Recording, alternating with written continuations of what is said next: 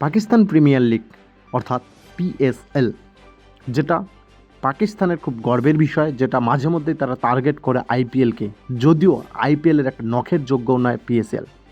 কিন্তু বন্ধুরা, এবার সেই আইপিএল আর পিএসএলের মধ্যে শুরু হতে চলছে দ্বন্দ্ব। কারণটা হলো 2025 সালে চ্যাম্পিয়ন ট্রফির জন্য পাকিস্তান প্রিমিয়ার লিগ সেই সময় মতো হবে না, যেটা প্রতি সিজনে হয়, যার কারণে পিএসএল পিছিয়ে যাবে এবং যেই সময় পিএসএল হবে ঠিক সেই সময় আইপিএলও হওয়ার কথা রয়েছে। কাজেই 2025 পিএসএলে পাকিস্তান প্রিমিয়ার লিগে ভালো মানের কোনো ক্রিকেটার যে থাকবে না সেটার একটা স্পষ্ট ধারণা পাওয়া যাচ্ছে। কারণ কেউ আইপিএল ছেড়ে পিএসএলে খেলতে যাবে না বন্ধুরা। আজকেই রয়েছে আইপিএলের মেগা নিলাম, আজকে এবং কালকে।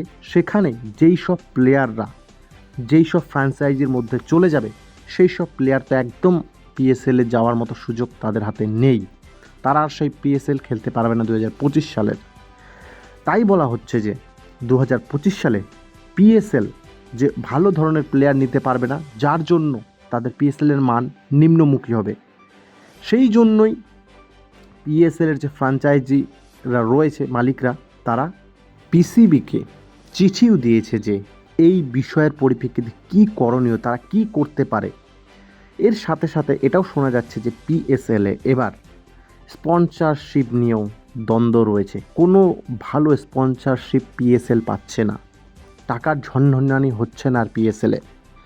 কিন্তু তারপরেও পিএসএল মানে পাকিস্তান প্রিমিয়ার লিগকে নিয়ে খুব গর্ব করে তারা বলে যে আইপিএলের থেকেও তারা বেটার।